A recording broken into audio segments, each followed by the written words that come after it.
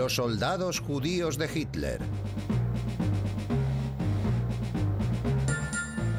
Este es el soldado Werner Goldberg. En el año 1939, un periódico de Berlín lo describió como el soldado alemán ideal. Su imagen se utilizó en una campaña de reclutamiento de la Wehrmacht, el ejército de Hitler.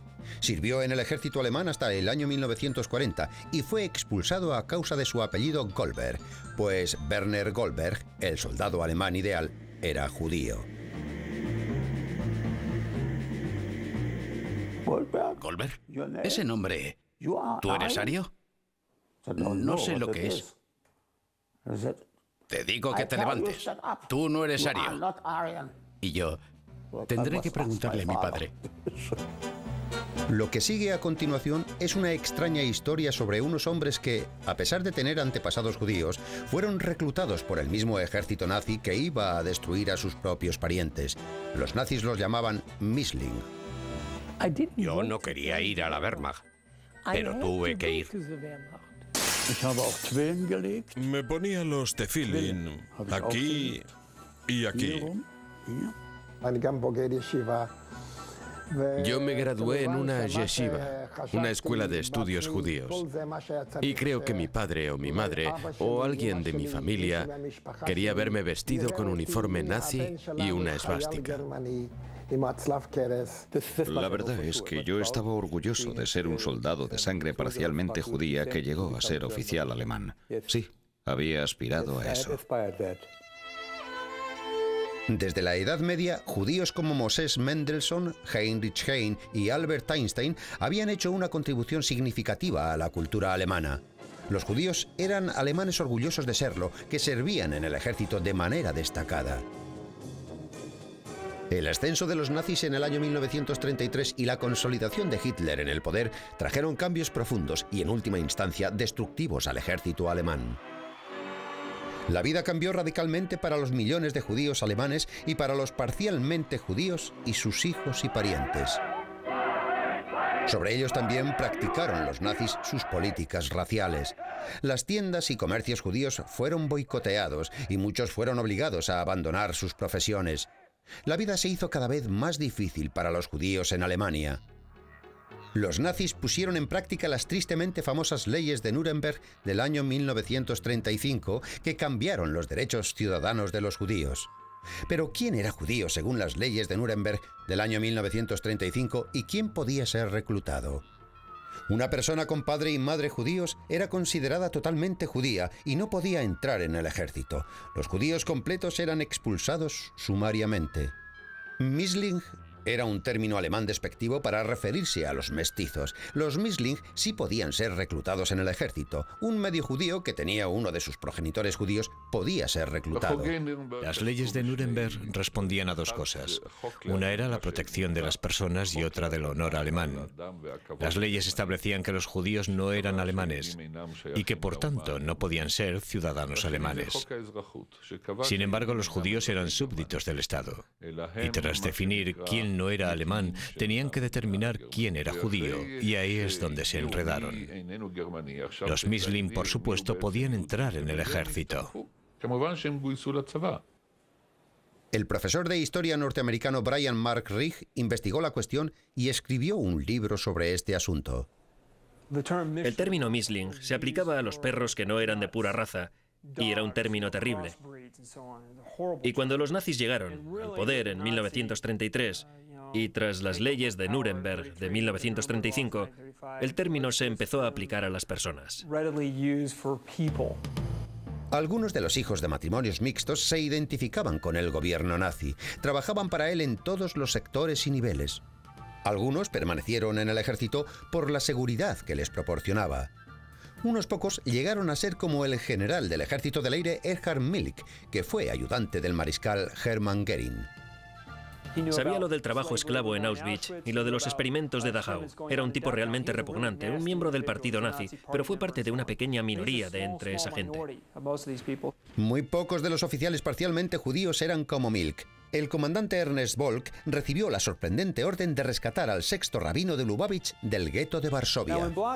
Y Bloch se dirigió allí a preguntar entre los judíos jusídicos de la secta Lubavitch a ver dónde estaba el rabino, porque querían rescatarle. Y los Lubavitch decían, sí, claro, y nosotros queremos entrar en el ejército alemán. Al final consiguió convencerles y acabaron pensando que era un ángel en forma humana. Se encontró con el rabino Schneerson y le dijo que no se preocupara, que él era medio judío y estaba para protegerle. Al día siguiente lo escoltó hasta la frontera lituana y se despidió allí de él.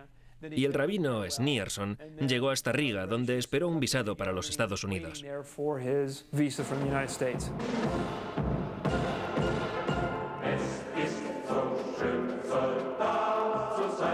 No todos los soldados medio judíos eran de alto rango. Algunos eran soldados corrientes que servían en todos los niveles de las Fuerzas Armadas.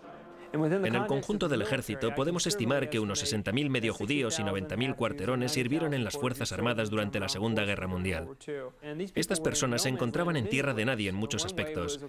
Y es verdad que no eran completamente judíos ni iban a perseguirlos, pero tampoco eran arios y no los trataban como ciudadanos alemanes de pleno derecho. Las normas nazis podían acarrear muchas sorpresas odiosas. Imagínense lo que tenía que ser para un muchacho que pensaba que era inmune a los horrores del nazismo descubrir un día que, según los nazis, él mismo era de hecho judío. Werner Goldberg recibió una educación luterana.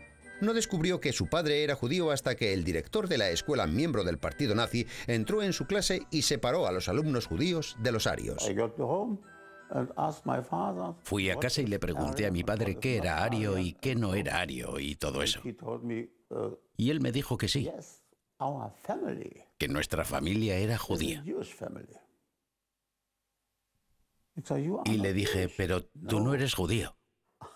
Y me dijo, no, yo soy cristiano. Me hice cristiano en 1902. Pero nunca hablábamos de eso. Hablábamos de la historia judía y del Antiguo Testamento. Pero claro, eso era común con el cristianismo. Pero nunca hablamos de la raza. ¿De qué raza íbamos a hablar? Éramos todos alemanes. El joven Goldberg no quiso unirse a las juventudes hitlerianas porque tenía que llevar una gorra con una esvástica. Estaba en los Boy Scouts y en ellos funcionaban las juventudes hitlerianas. Un día me dijeron que tenía que ponerme la esvástica. Yo dije que no. Y entonces me dijeron que me tendría que ir. Adolf Hitler, der Führer der deutschen Jugend, hat das Wort.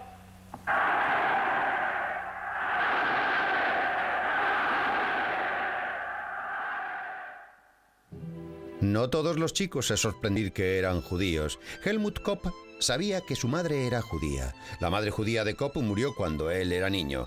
A causa de complicados problemas familiares, fue enviado a un orfanato judío de Berlín y fue circuncidado a los 12 años.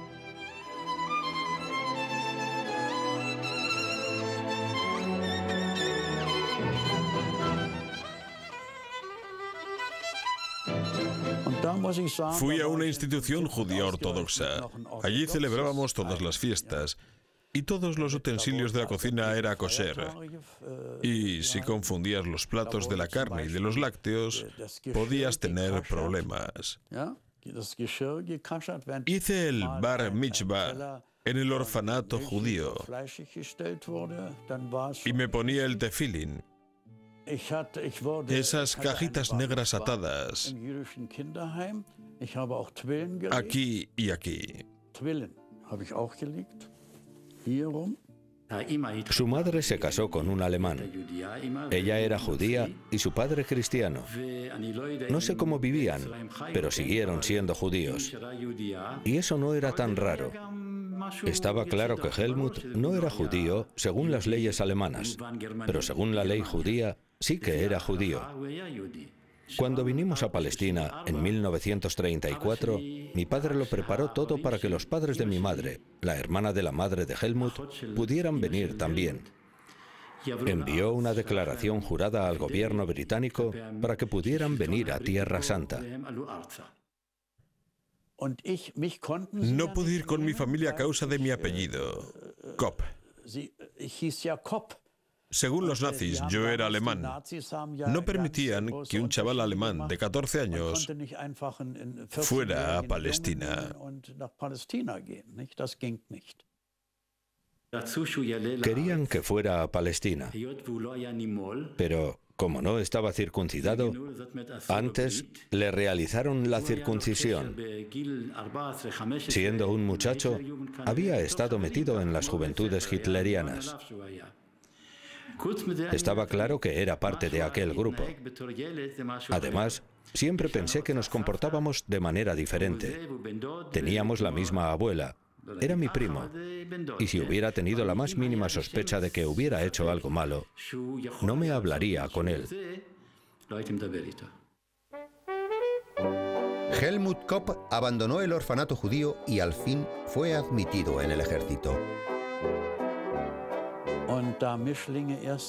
Como Mischling de primer grado, podía ser reclutado legalmente. Y tenía que declarar si era ario, puro o tenía parte de judío. En la solicitud escribí que mis dos padres eran arios, de modo que entré en el ejército como ario porque yo lo dije. Decidí mentir cuando me reclutaron en diciembre. En la revisión médica nos colocaron en fila y desnudos ante la junta de reclutamiento. Y alguien dijo, ¿qué tienes ahí? Los demás chicos de la fila dijeron, Kopp tiene un miembro judío. Yo dije, no, no. Los miembros de la junta estaban vestidos de uniforme. Y yo dije, no. Me salió un bulto. Y aún pueden verse los puntos que me dieron al quitármelo. ¿Cuándo te hicieron la operación?, me preguntaron ellos. Y yo les contesté que cuando tenía 12 años. Apuntaron aquello en el informe y eso fue todo. Entonces se acercó un médico con guantes de goma y me examinó el miembro más detenidamente, moviéndolo de lado a lado y dijo, sí, puede haber sido un bulto.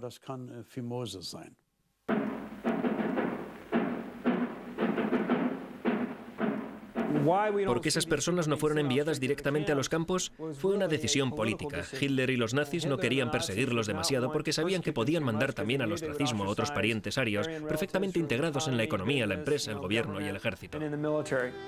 Hans-Gerd Falkenberg sabía que su madre era una judía que se había convertido al cristianismo. La familia de mi madre era judía y tenía muchas tensiones con su madre. Y aunque fuera extraño, yo nunca fui con mi abuelo a la sinagoga de Stettin, porque mi madre de algún modo me lo había prohibido. Mi abuela y yo fuimos un día al cementerio judío, donde vi las lápidas con aquellas extrañas inscripciones en hebreo. Y por eso creo que mi pasado es algo diferente al de los otros niños de mi edad.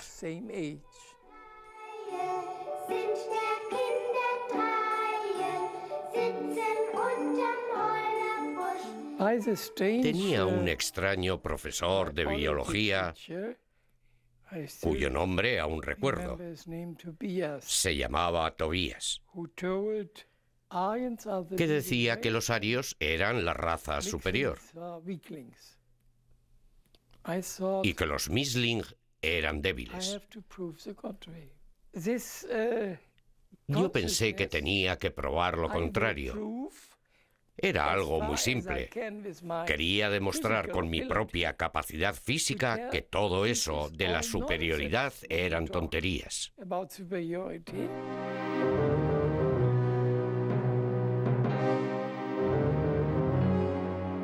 La madre judía de Falkenberg huyó a Inglaterra con su marido y su hija. Falkenberg decidió permanecer en Alemania ante la posibilidad de obtener una beca universitaria. Pero en vez de eso, fue reclutado por el ejército alemán. Yo no quería ir a la Wehrmacht, pero tuve que ir. Había algo contradictorio en todo aquello. Los Misling no debían entrar en el ejército, pero todo alemán debía servir como soldado. Y había unidades desplegadas en la frontera de Polonia. Así que nosotros fuimos los siguientes en marchar sobre Polonia. En septiembre del año 1939, Hitler se salta sus acuerdos con Gran Bretaña e invade Polonia. 2 días después, los británicos declaran la guerra. Los judíos puros de Alemania quedaron exentos del reclutamiento, pero no así los medio judíos. En un discurso ante el Reichstag en el año 1939, Hitler declaró que exterminaría a todos los judíos. Fue en esta época, alrededor del año 1939, cuando se tomó una fotografía de Werner Goldberg en uniforme y se utilizó en un cartel de reclutamiento. Pensé que sería imposible que el fotógrafo vendiera mi foto para aquello. Pero, ¿qué podía hacer yo? Tuve que dejarle hacerlo. Hans-Gert Falkenberg fue destinado a la misma ciudad donde se encontraba su querida abuela judía, que vivía en una residencia de ancianos para judíos. Falkenberg, vestido de uniforme, salía del cuartel a verse a escondidas con su abuela en el bosque y paseaban cogidos de la mano. Él con su uniforme y ella con una estrella amarilla cosida en su abrigo. Nos veíamos una vez a la semana. Ella ya llevaba su estrella, pero nos encontrábamos al final de la estación del tranvía y paseábamos por el bosque. Y era bastante doloroso. Estaba claro que yo no podía ir a buscarla a la residencia vestido de uniforme, sino que teníamos que encontrarnos en algún otro lugar para que no nos vieran. Yo solo quería pasar un rato con ella sin que nadie pudiera vernos. Que ningún desconocido pudiera preguntarse qué hacía aquel soldado con una mujer que llevaba una estrella amarilla. Ella era mucho más importante que la estrella. En vez de seguir con el uniforme alemán, ¿se le ocurrió alguna vez a Falkenberg desertar del ejército? Nunca tuve ninguna relación con organizaciones de oposición o grupos de resistencia. Una vez intenté escapar a Suiza y hasta lo planeé con mucho cuidado. Estuve 6 meses aprendiendo a esquiar y todo eso. Pero me pareció demasiado peligroso. Y había una posibilidad de que los suizos me devolvieran a Alemania. Europa era entonces fascista. Hasta Suiza era en parte fascista. Durante el nazismo, yo no habría aconsejado a nadie que desertara del ejército. ¿Dónde podrían huir? Te perseguirían donde quiera que fueras. En Israel se puede huir del ejército. Allí no se podía.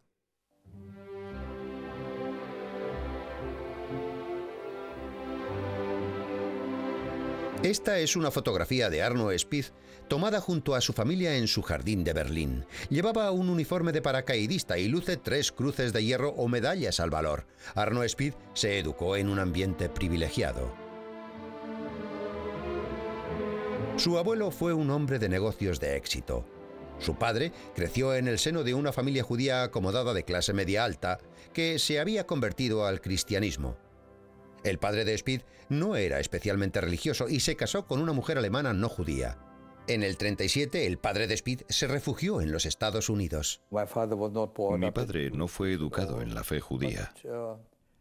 Pero es verdad que la mayoría de sus amigos, aunque no todos, eran judíos. Mi padre se fue tras el ascenso al poder de Hitler.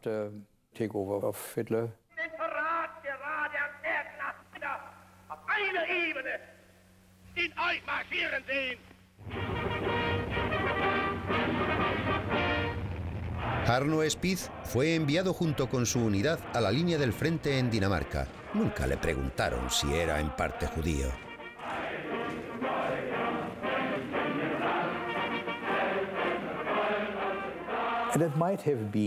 Puede que en aquella época se hiciera alguna pregunta sobre los antepasados de los soldados, pero a nadie le importaba mucho. Y a nadie se le ocurrió nunca que yo pudiera tener ascendentes judíos, porque no tenía aspecto de serlo. Mientras sirvió en el ejército, Arno Speed fue condecorado 3 veces con la Cruz de Hierro al Valor.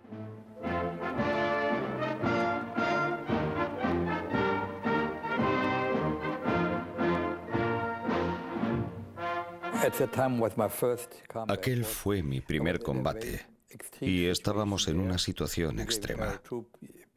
Yo pertenecía a un batallón de paracaidistas y el capitán me mostró un búnker que se suponía que teníamos que tomar con otros 10 o 12 soldados. El búnker ruso se encontraba en una colina, en una pequeña elevación. Y mientras avanzaba a gatas como podía, oía silbar las balas incesantemente sobre mi cabeza. De modo que no podía levantar la cabeza porque me habría quedado sin ella en el acto. Y entonces me levanté y empuñé la metralleta con intención de entrar en el búnker. Pero entonces observé que había 2 soldados rusos muertos en la parte derecha del búnker.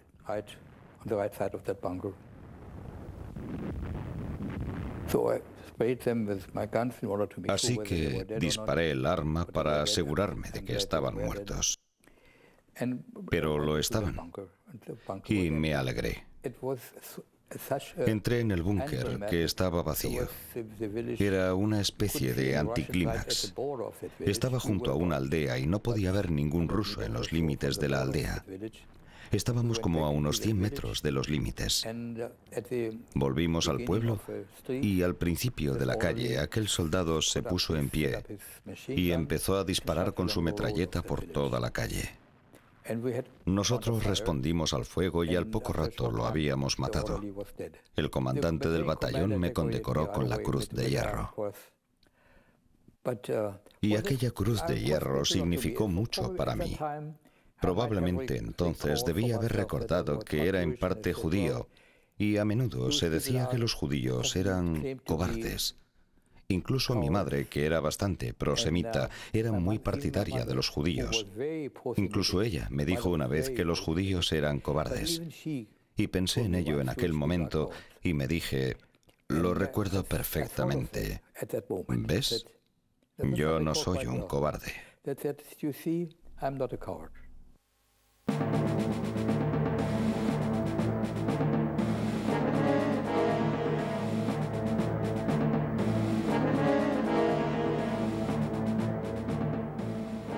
Los historiadores creen que unos 20 hombres que sirvieron en el ejército alemán durante la Segunda Guerra Mundial emigraron a Israel y contribuyeron a la fundación del Estado hebreo. Efraín Gleiser es un judío nacido en Hungría que actualmente vive en Haifa, Israel. Durante la Segunda Guerra Mundial fue capturado por los nazis y logró escapar. Vivió en el bosque hasta que estuvo a punto de morir de hambre. Y entonces se acercó a una base del ejército alemán a pedir comida diciendo que era ario. En el Talmud hay un dicho que es: caíste de una alta montaña al fondo de un pozo. En mi caso fue al revés. Fui del fondo del pozo a lo alto de la montaña. Estuve en un campo de trabajo en Hungría en condiciones terribles. con palizas, torturas y todo tipo de cosas horribles. Y de repente llegué a un lugar, y me tienen que entender esto, un lugar donde me apreciaban, donde los alemanes me trataron con respeto. Fue una coincidencia dentro de otra coincidencia. De hecho, entré en el ejército alemán porque me moría de hambre.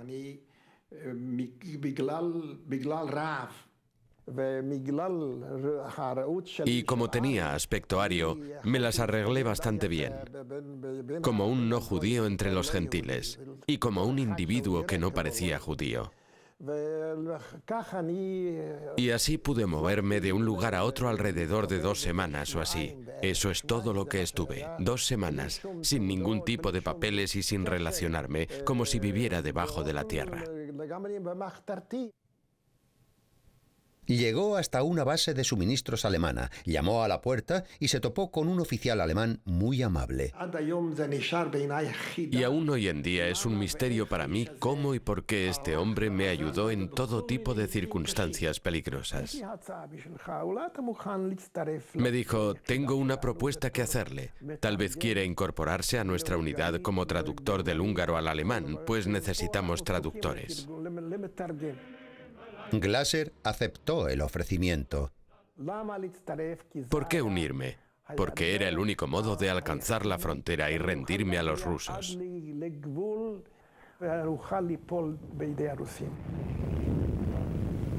La frontera rusa estaba muy lejos y de repente Glasser descubrió que llevaba con él peligrosas pruebas incriminatorias.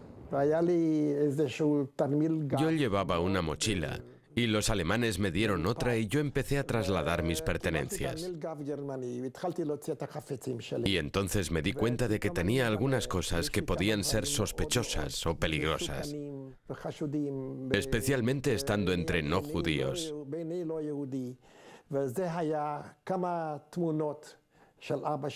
Tenía unas pocas fotos de mi padre con barba y con tirabuzones, y de mi madre y de mi familia, y de mis 2 hermanos de visita en Tierra Santa. Nos mandaron fotos con textos hebreos. Y después recordé que tenía algo más.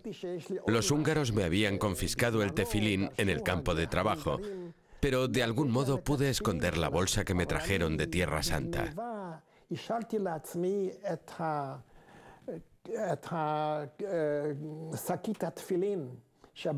En ella aparecían Jerusalén y el muro bordados de manera preciosa. Y cuando me puse a trasladar mis pertenencias de una a otra mochila, me di cuenta de que aquellas cosas estaban allí. ¿Qué podía hacer? No sé por qué, no puedo explicarlo, pero decidí no tirarlas. Envolví todas esas cosas en un papel y las guardé en un bolsillo del uniforme, bajo la esvástica del uniforme alemán. Eso es lo que hice con las fotografías, y envolví la bolsa del tefilín en una camisa y la guardé en mi nueva mochila alemana.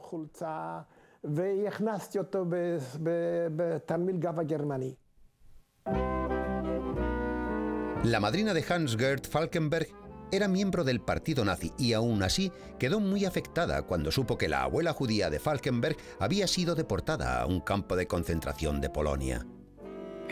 Y me preguntó, por cierto, ¿qué tal está tu abuela? Y yo le dije, ¿no se ha enterado? No, ¿de qué?, me contestó. La deportaron a Polonia hace 3 semanas con todos los judíos que aún permanecían en Stettin, en el este. Ella me dijo, pero eso es horrible. ¿Cómo no me lo has dicho? Hay que hacer algo. Y yo le dije, usted es miembro del partido nazi. Usted es nazi. Y dijo, sí, sí. Aún creo que los judíos son un prejuicio para Alemania. Pero eso no tiene nada que ver con tu abuela. En el año 1940, el gobierno nazi cerró las lagunas jurídicas de sus leyes de reclutamiento y corrigió la paradoja de tener judíos sirviendo en el ejército nazi. Todos los medio judíos que servían en el ejército en aquel momento serían desmovilizados. Los mediojudíos licenciados no podían ya disfrutar de la seguridad que les daba el ejército y ahora se encontraban a merced de la Gestapo. Pero el ejército era un lugar en el que los soldados solían ser aceptados si hacían su trabajo y no demasiadas preguntas a pesar de las leyes nazis. A Werner Goldberg le ofrecieron la oportunidad de permanecer en él. Sí, pero te puedes quedar si quieres, me dijeron. Entonces me acordé de las palabras de mi padre cuando decía: si nadie te quiere en un sitio, no te quedes allí. Así que escuché la voz de mi padre y me fui. La Gestapo pasó por las unidades para comprobar si quedaban Misling entre los oficiales. El oficial al mando de Falkenberg le ofreció una oportunidad de evitar ser descubierto. Tengo que hacerte una propuesta, me dijo. Si te mando esta noche al frente, tendrás más posibilidades de permanecer en el ejército. Nadie le dijo que lo hiciera. Fue algo que él hizo por su propia iniciativa. Y yo le dije, sí, claro, gracias. Y aquella misma noche me mandaron a Dinamarca. Eso me hizo ganar un año más como soldado en el ejército alemán.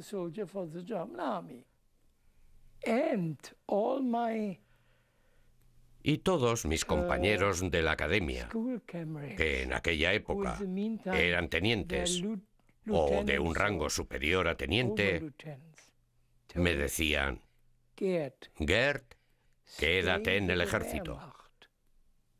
Quédate en el ejército. Es el lugar más seguro hoy en Alemania. ¿Temía Helmut Kopp que descubrieran que era judío cuando estaba en el ejército? Todos los días. Temía eso todos los días. El soldado Kopp rechazó el ofrecimiento de su oficial al mando de ascenderlo a sargento por temor a que se descubriera su ascendencia judía.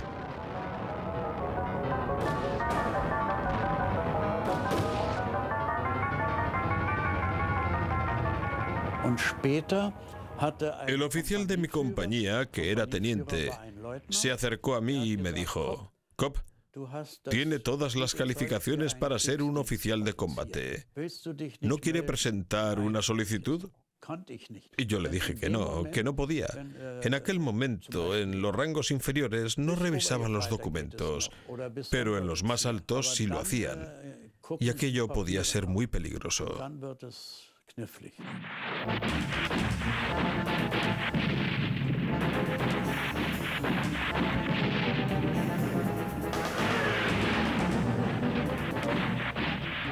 La guerra estaba en su punto álgido, pero para hombres como Kopp, que estaban viviendo una mentira ante las narices de los alemanes, el futuro parecía sombrío. Era conductor de tanques en el peligroso frente ruso. De la brigada juvenil pasé directamente al ejército, a la Wehrmacht. Me gustaban los tanques y pude entrar en el cuerpo de Panzers como conductor. Me destinaron a la división acorazada 257 y serví en la zona de Kharkov.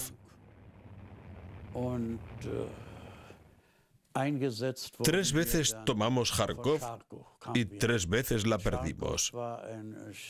Allí tuvimos muchas pérdidas, casi la mitad de nuestra unidad.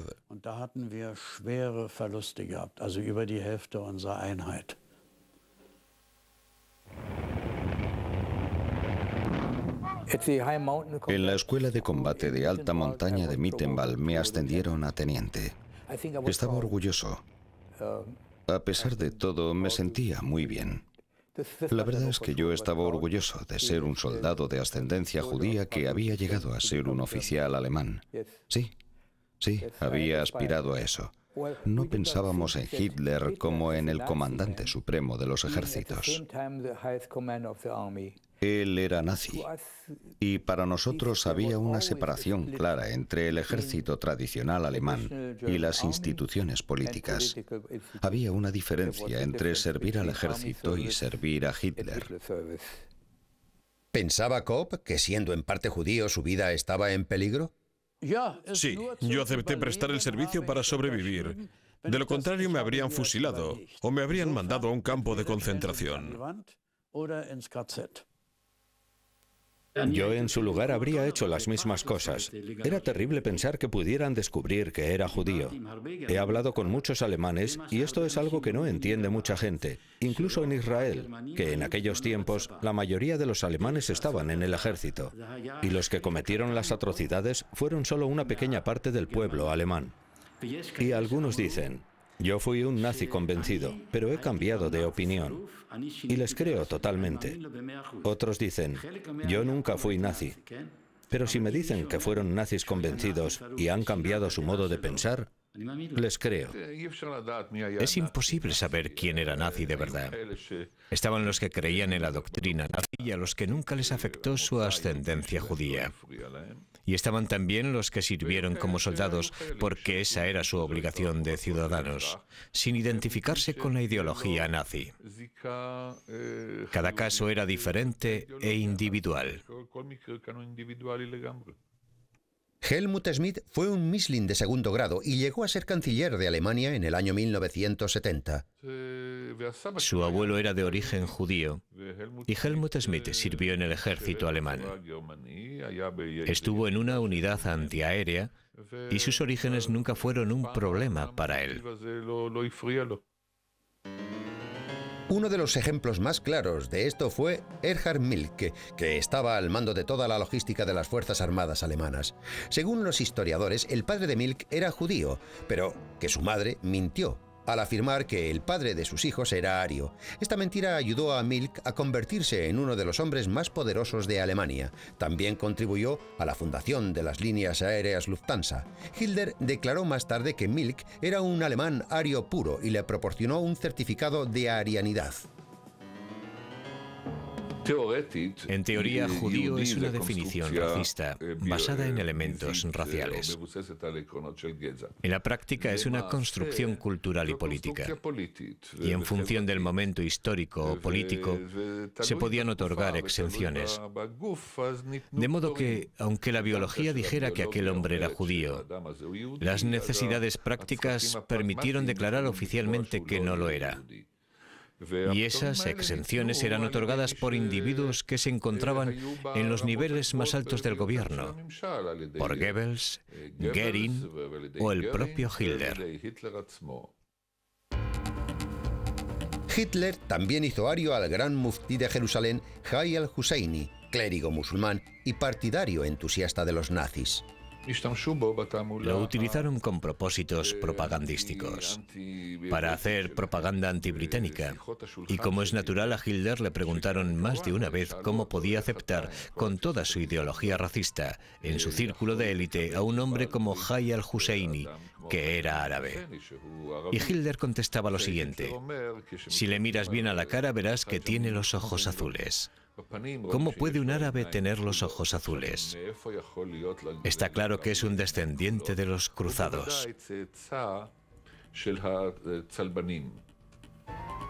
Solamente se concedieron unas 2000 exenciones. La mayoría de los Mischling no recibieron certificados de arianidad y regresaron a sus complicadas vidas civiles. En esa vida, Werner Goldberg tuvo que rescatar a su padre judío hasta 3 veces de la Gestapo.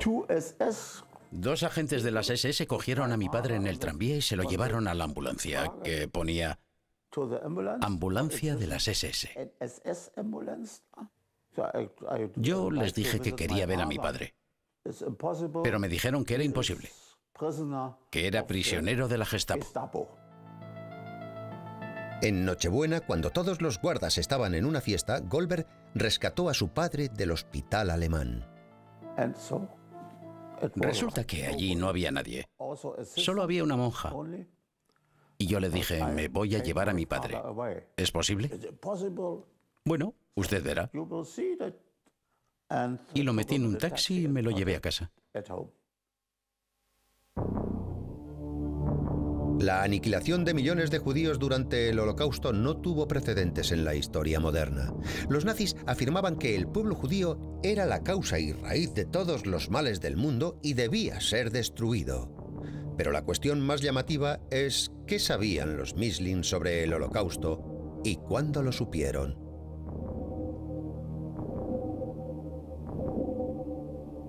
Sobre los campos de concentración, no sé qué podía saber él de los campos. Había rumores que circulaban entre los sargentos de que los judíos estaban siendo deportados a campos de concentración y que allí los exterminaban. Es lo que se decía con la boca pequeña, pero solo se podía hablar de ello entre los amigos íntimos.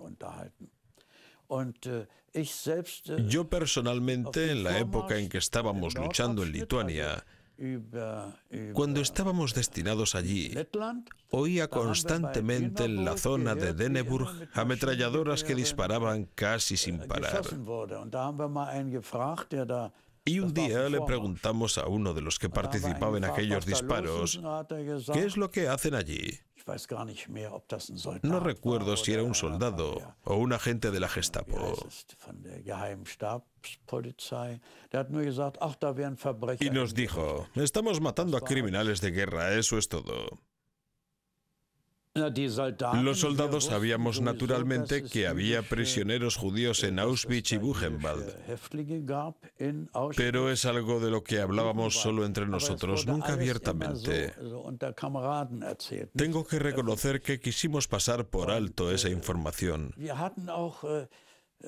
Yo al menos intenté olvidarla y pensaba que Dios me ayude si se enteran de lo mío. Así eran las cosas.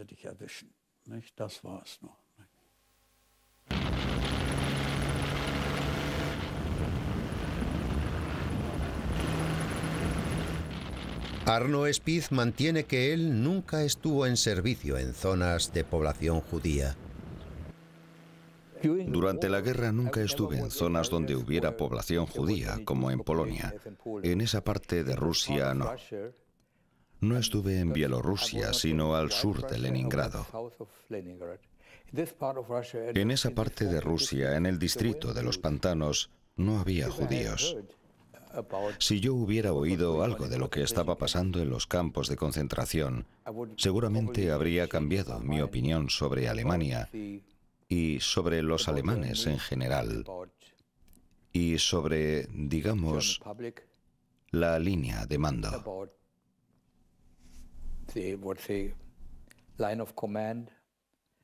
Pero probablemente no habría hecho nada. ¿Qué podía haber hecho yo? Me podían haber matado. En el ejército no se podía hacer mucho. Pero le digo claramente, si hubiera estado en una posición de tener que maltratar a gente miserable, a prisioneros, no lo habría hecho. Eso es seguro, absolutamente. No habría hecho ninguna brutalidad, estoy seguro. Todavía creo, y lo creo firmemente, que solo una pequeña parte de la población alemana estuvo implicada en aquellos crímenes.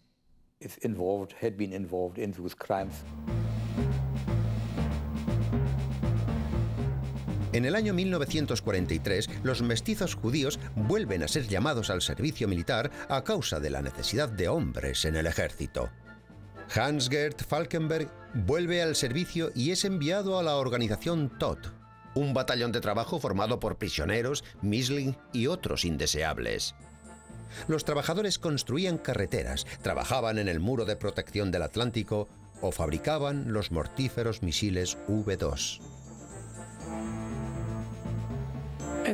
Y los V2 estaban en un estado en el que un quinto o un sexto de ellos explotaban cuando se montaban, lo cual suponía también una muerte segura. Y mientras estaba trabajando en la organización Todt, Falkenberg recibió una carta de su abuela judía que se encontraba en un campo de concentración y no pudo hacer nada por ayudarla. En la última carta escribió en francés: esta semana, otros 10.000 bajo el gas.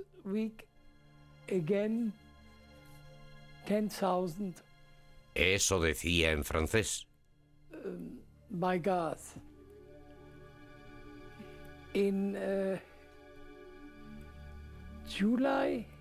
Era julio de 1942. Era algo inconcebible.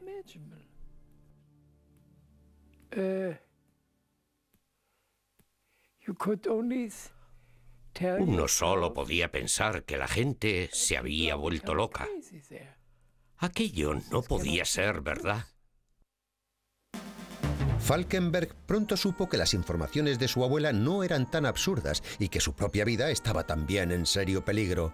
Él y algunos de sus compañeros planearon la huida. Una noche, durante un ataque aéreo, robaron unos uniformes alemanes y escalaron los muros. Consiguieron llegar a París disfrazados de oficiales alemanes.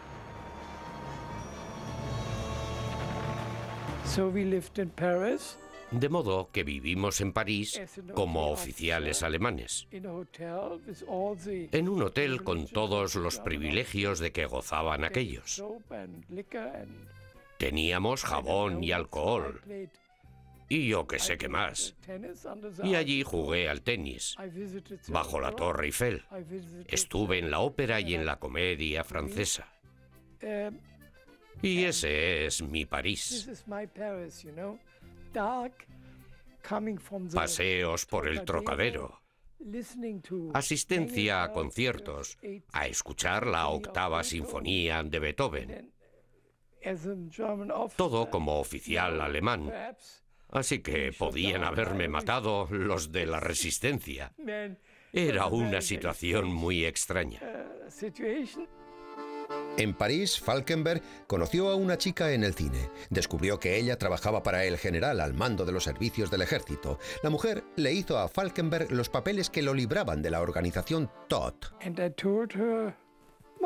Y le dije más o menos quién era. Y que tenía que librarme de aquel uniforme lo antes posible. Volvió al despacho del general a las 12 de la noche. Y allí mecanografió todos los papeles que necesitaba para que yo quedara libre de la organización Todt. Yo fui a Berlín y a la mañana siguiente me licenciaron.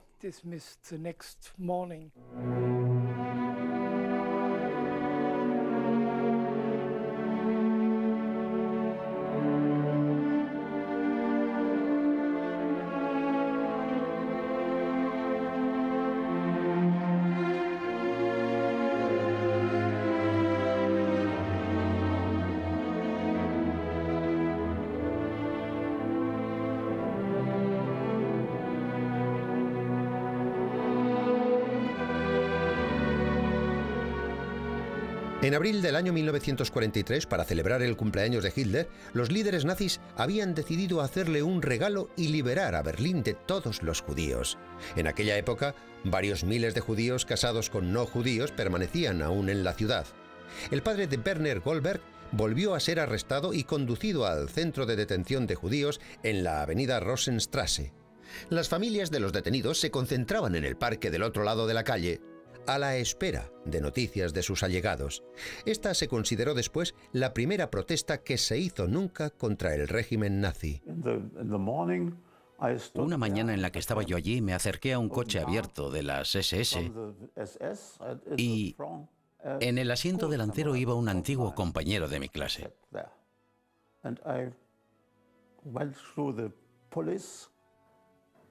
Me acerqué al cordón policial y le cogí del brazo. Le dije, Gerhard, gracias a Dios estás aquí. ¿Qué pasa?, me dijo. Mi padre está aquí, le contesté. Me dijo que estaba de suerte porque él era el jefe allí. Me dio su tarjeta y me dijo que le llamara por la noche. No puedo irme de aquí, le dije yo. Y él me dijo que sí, que me fuera y que le llamara por la noche. Aquella noche le llamé y él me dijo por teléfono que mi padre volvería pronto a casa. Y a la mañana siguiente allí estaba. Efraín Gleiser vistió el uniforme alemán durante 5 meses antes de poder escapar tras las líneas rusas. Y allí estábamos nosotros con nuestros uniformes y él, que creo que era un sargento, me dijo: ahora le voy a enseñar algo muy importante. Aquí somos muy estrictos con la limpieza y muy estrictos con el orden. Tienes que saludar a todos los oficiales alemanes que veas. Y el saludo es Heil Hitler.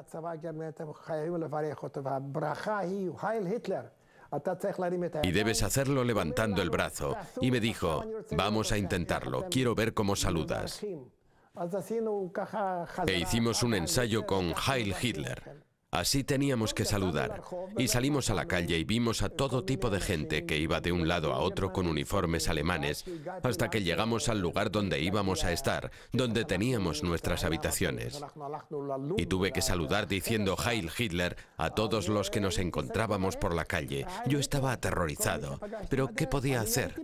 Antes de eso también estaba muerto de miedo. Desde que estuve en el campo, tuve un miedo terrible metido en el cuerpo.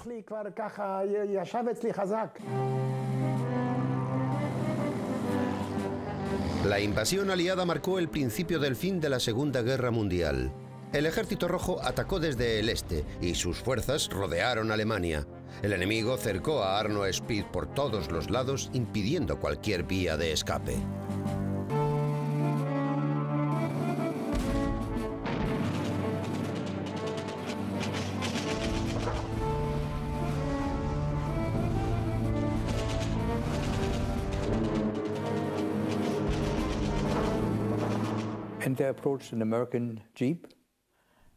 Se acercó un jeep norteamericano y yo salí de la carretera y traté de esconderme, pero los arbustos de la zona no tenían apenas hojas.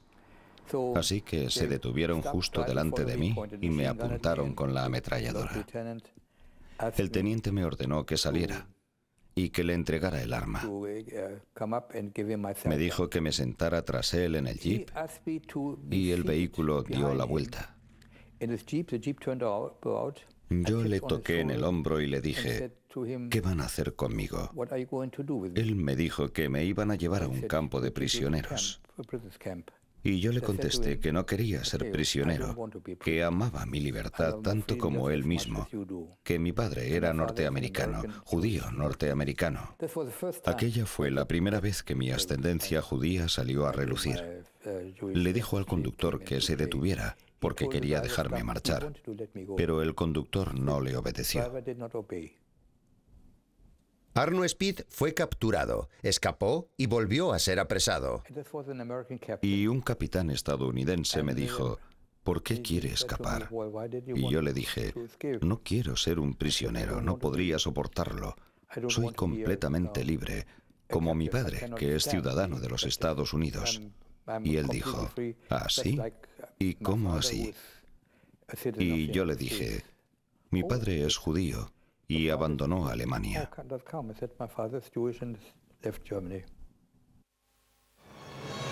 Helmut Kopp fue capturado por las tropas soviéticas y conducido a un campo de prisioneros de guerra donde permaneció durante casi 2 años, desde 1944 a 1946. En el campo de prisioneros ruso tenía una doctora que era judía. Yo le presenté mi situación. Le dije que había estado ocultándome en el seno del ejército y que mentí cuando presenté mi declaración diario. Ella se enfadó mucho y dijo que esas cosas no podían pasar en el ejército alemán. En julio de 1944 me capturaron y pasé 2 años en un campo de prisioneros ruso. Cuando salí de allí 2 años después pesaba 44 kilos. Ahora peso 84.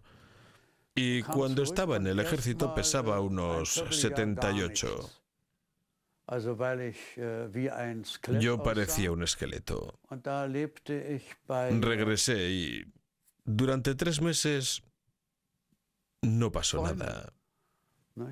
Vivía con amigos.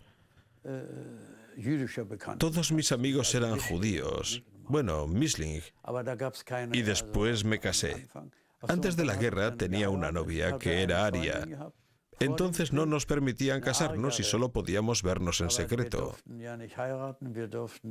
Pero después de la guerra nos casamos.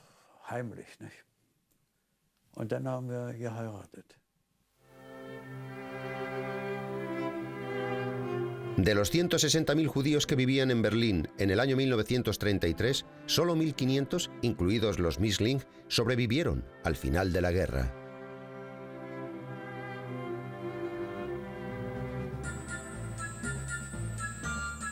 A excepción de su padre, toda la familia judía de Werner Goldberg pereció en el Holocausto.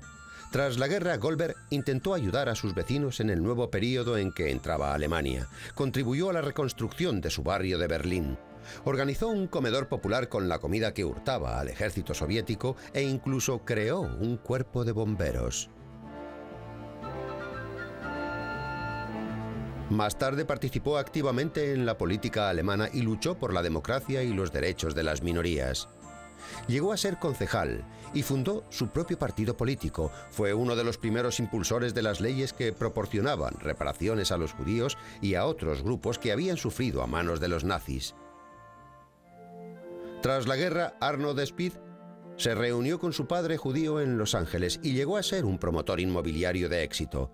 Cuando en el año 1961 se levantó el muro de Berlín, que dividía a Alemania, pensó que tenía que regresar a su país. Apoyó al Partido Socialdemócrata y fundó una empresa de publicidad para favorecer ideas prodemocráticas.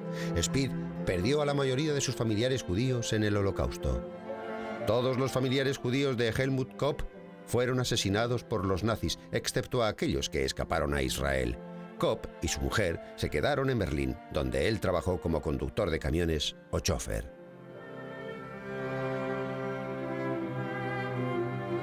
Después de la guerra, Hans-Gert Falkenberg se enteró de que había perdido a todos sus familiares judíos, incluida su abuela.